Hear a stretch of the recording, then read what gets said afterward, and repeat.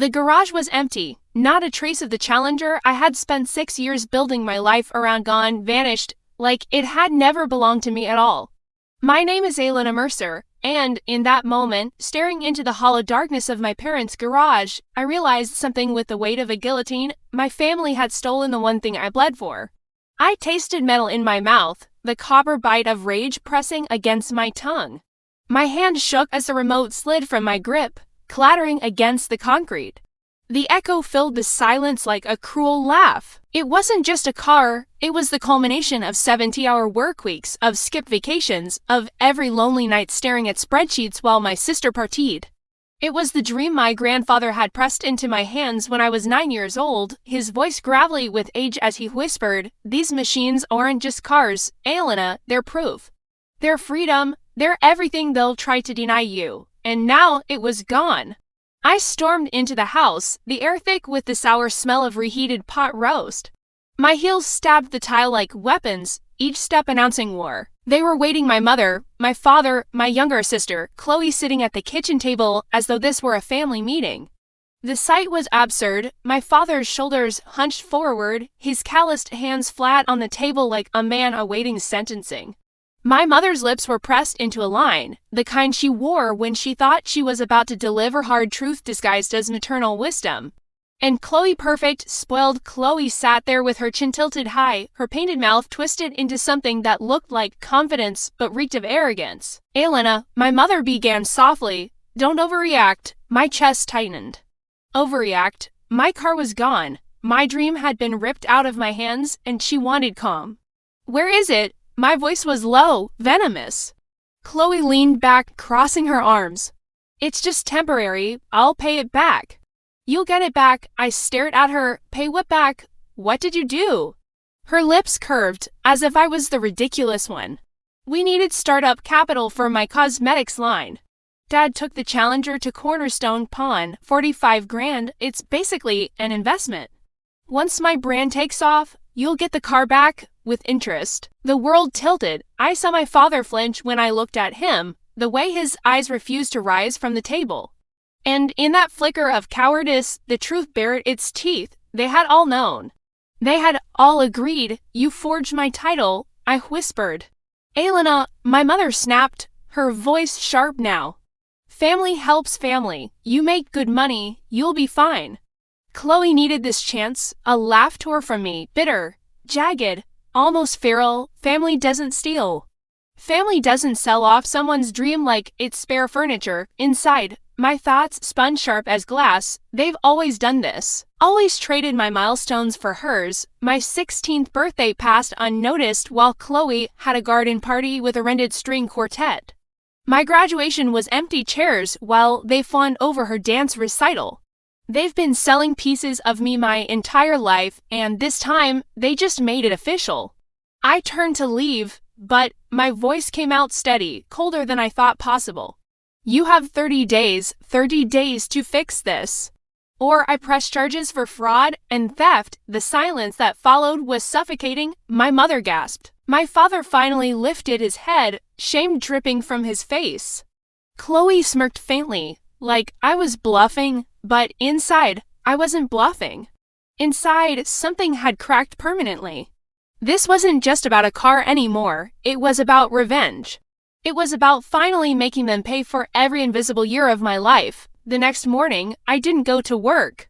Instead, I drove across town to Cornerstone Pawn. My stomach churned as I pulled up to the chipped yellow building, the neon cash for titles sign buzzing faintly in the window. Inside, the place smelled of oil, cigarettes, and desperation. Behind the counter stood a man with gray stubble and hands stained by grease, the kind of man who'd seen too many broken dreams walk in and never walk back out. "You Elena Mercer?" he asked without looking up from his ledger. I froze. "My name, my title." They hadn't even tried to hide the theft. "Yes," I said tightly. He smirked. "Thought so. Family deal, huh? Parents said you signed off. They even practiced your signature." Not bad, actually, not perfect, but close. My pulse throbbed in my ears. Forgery? This wasn't just betrayal. This was a felony. I leaned across the counter, my voice a razor's edge. "What's the payoff amount?" $47,650. Interest runs weekly. I swallowed the burn of humiliation. I could pay it. I had the money. But if I just bought it back, Chloe would never feel the weight of what she'd done. My parents would never understand the line they'd crossed. They'd simply sigh in relief and move on, like always. No, they needed to bleed. So instead, I smiled, a smile I didn't feel. Thank you. That's all I needed. Back in my car, I let the plan start writing itself. Step 1. Gather evidence. If Chloe thought this was just a family deal, she was about to discover how much weight legal proof could carry. I filed a police report for theft and forgery that very afternoon. The officer, skeptical at first, changed his tone the moment he saw my in-touch signature card from the DMV. His words lingered in my mind. This is prison time if you press it. Step 2. Starve the beast. Chloe's business wasn't a business at all. It was an Instagram page with stock images and a dream fueled by entitlement. But she needed investors. She needed hype. And I had connections, colleagues in marketing who owed me favors. Quietly, I spread word that Chloe's startup was already tied to fraud. The whispers caught fire faster than I expected. Within a week, two local salons that had agreed to trial her products backed out. Step 3. Control the silence. I didn't scream. I didn't fight at dinner. I let them think I was nursing my wounds. That silence was my weapon, because guilt festers louder in quiet than an argument. My father started avoiding me in the hall. My mother tried bringing me tea like I was a sick child. And Chloe? She just laughed, but even she stopped meeting my eyes when she thought I wasn't tea looking. The real strike came 2 weeks later, when Chloe walked into the kitchen with tear-stained mascara streaking her cheeks. They pulled out. She snapped, slamming her phone onto the table. The salon, the investor, everyone's ghosting me. Somebody's spreading lies. I stirred my coffee, slow, deliberate. Maybe I said softly, they just don't invest in thieves. The silence cracked like thunder. My father dropped his fork. My mother's eyes widened. Chloe froze, her face contorting with something between fear and fury. That was the first time they realized I wasn't their quiet, obedient daughter anymore. That was the first time they understood I was going to make them regret everything, and this was only the beginning. Revenge isn't about noise, it's about silence. It's about watching them unravel while you barely lift a finger. Chloe thought she could outlast me. She strutted through the house in her silk pajamas, blasting music from her phone, pretending her brand was just on pause.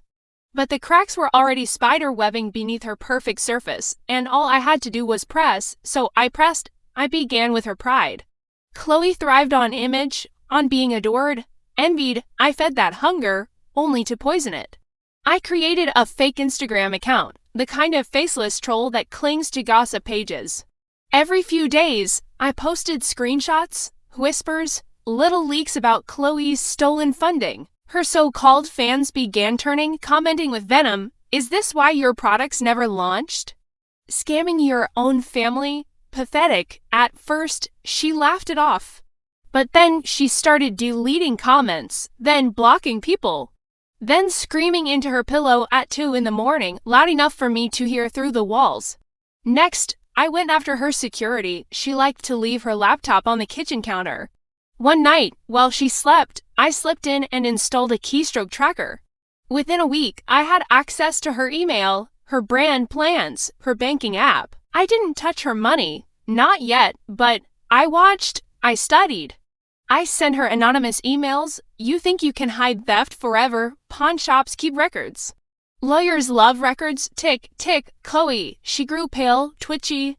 Her phone never left her hand. She jumped when doors closed aloud. And still, she didn't confess, which brought me to our parents. My father started drinking again, the same way he had when I was a kid, quietly, shamefully, at the garage sink where he thought no one would notice. My mother baked constantly, leaving loaves of untouched bread on the counter as if carbs could patch the holes tearing through our family, but I made sure the tension stayed alive. A single sentence dropped like poison at dinner. Funny how forgery can mean 5 years minimum. The clatter of forks, the shifting silence, it was intoxicating. I wasn't screaming anymore. I didn't need to. My calm was worse than rage. because it forced them to sit with what they'd done. And here's the truth about guilt. Once it starts, it feeds on itself. They whispered when they thought I was asleep. I caught fragments through the vents. She's serious, John. She wouldn't ruin her own sister, wouldn't she? You saw her face. Chloe was unraveling, my parents were splintering, and me? For the first time in my life, I wasn't the forgotten daughter, the background shadow.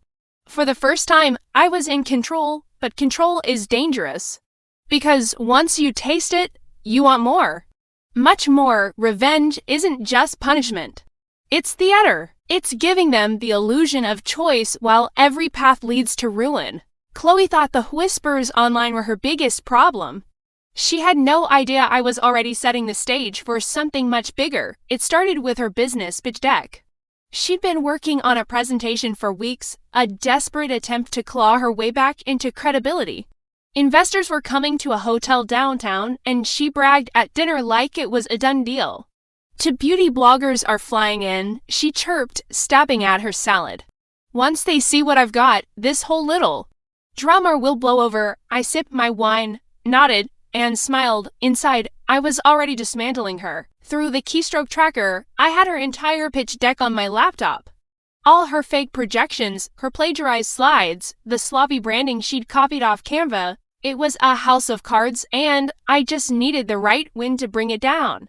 So I rewrote it quietly, carefully, same file name, same folder. By the time she opened it again, she didn't even notice. But the numbers were lies, wildly inflated sales projections, made-up testimonials, even a partnership with Severed that didn't exist. To an untrained eye, it looked impressive.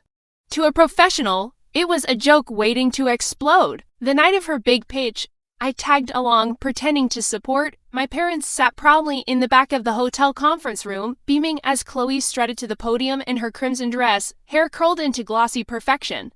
She began with confidence, her voice sharp, animated, every gesture practiced in the mirror. But then the questions started. Can we verify these testimonials? Your projected margins don't add up. You claim Sephra's in talks, but I called their rep this morning.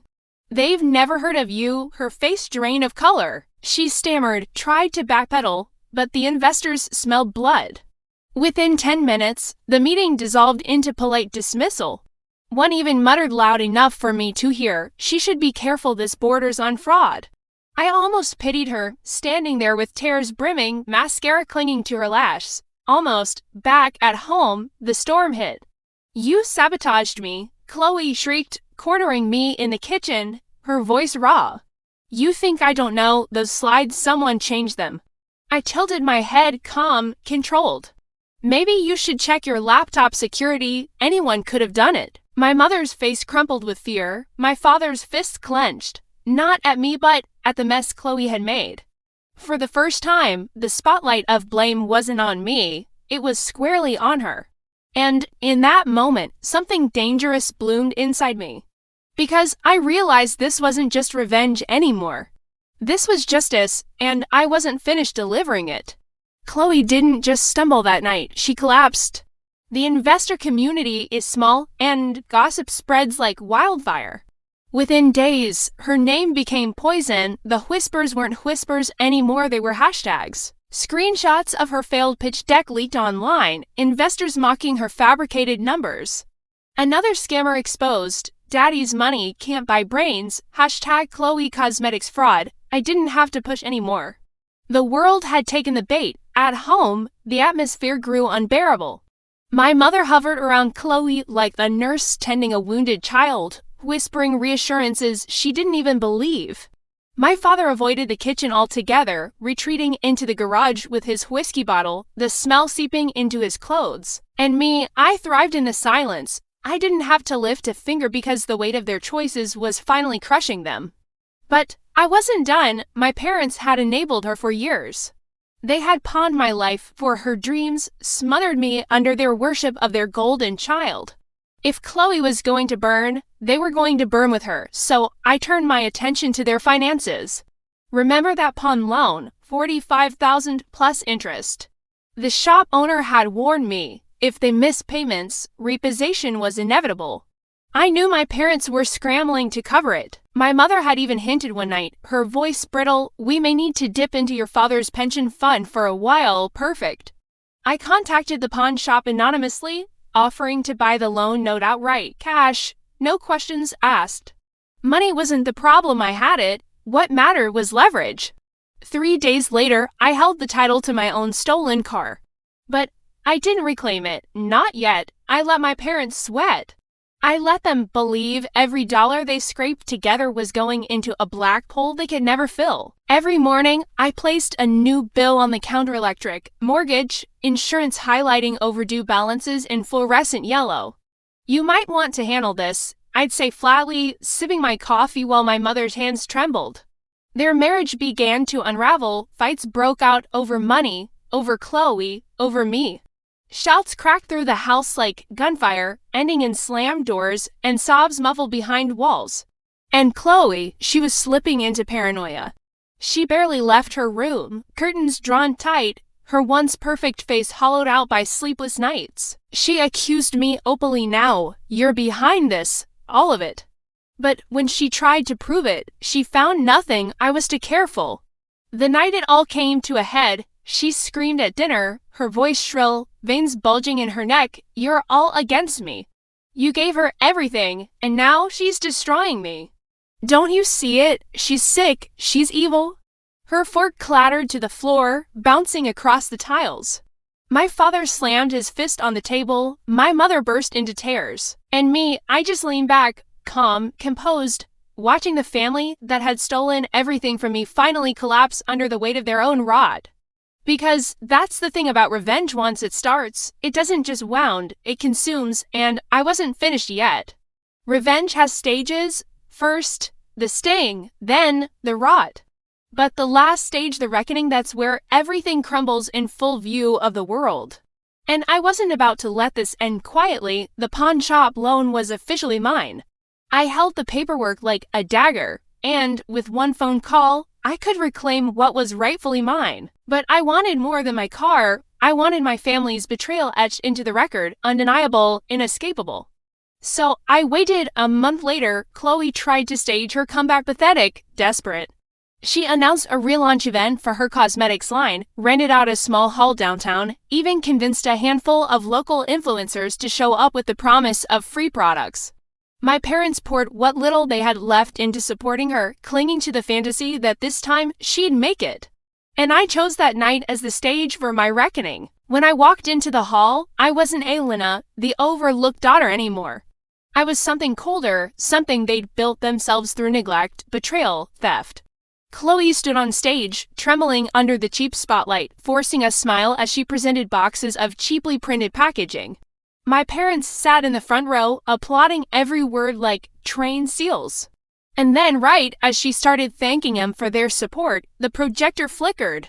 On the screen behind her, her real pitch deck appeared: the fraudulent one, the forged testimonials, the fake partnerships. Slide by slide, lie by lie, in front of every camera in the room. Gasps rippled through the audience. Phones shot up, recording, streaming.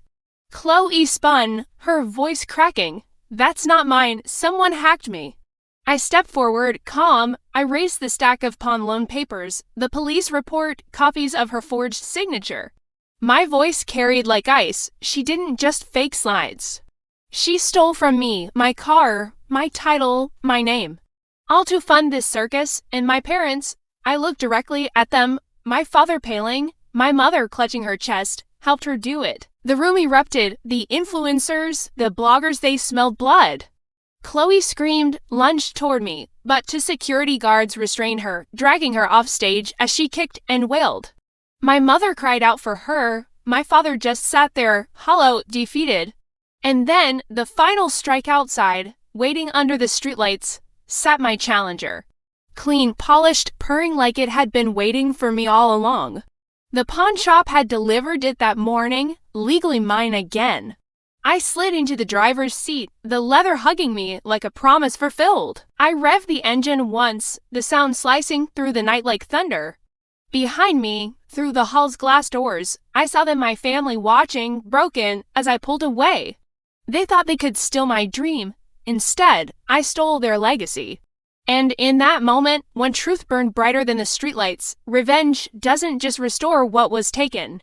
It leaves them with nothing. The challenger was mine again. Every time I turned the key, felt the rumble in my chest, it reminded me I had won. But winning doesn't always feel like victory. The house I grew up in, the one filled with Sunday dinners, late-night arguments, birthdays half forgotten, was silent now. My father moved out first, renting a single-room apartment across town. My mother followed soon after, spending nights at a cousin's place because she couldn't stand the tension, and Chloe? She disappeared. No more social media, no more launch events. Rumors swirled, rehab, maybe, or hiding with some friend who still pitied her. For the first time in her life, the spotlight was gone, and she couldn't survive without it. I should have felt satisfied. I should have felt free, but revenge leaves an echo. At night, I'd wake to the silence of the garage, no hum of my father tinkering, no smell of grease clinging to the air. I'd glance at the empty dining table, untouched, the chairs sitting like monuments to a family that no longer existed. And sometimes I caught myself wondering if I'd gone too far. Because here's the truth, I didn't just take back what they stole from me. I dismantled them piece by piece, lie by lie, until there was nothing left but ruin. I avenged myself, I made them pay, and I stood victorious, alone. The challenger roared down the highway, midnight wind ripping past me. For the first time, I felt truly untethered, free from them, free from their betrayal, but freedom has a cost. And as the city lights blurred around me, one thought lingered like smoke in the back of my mind. I had proven my grandfather right. These machines weren't just cars. They were proof, they were freedom, they were everything. And now, they were the only family I had left.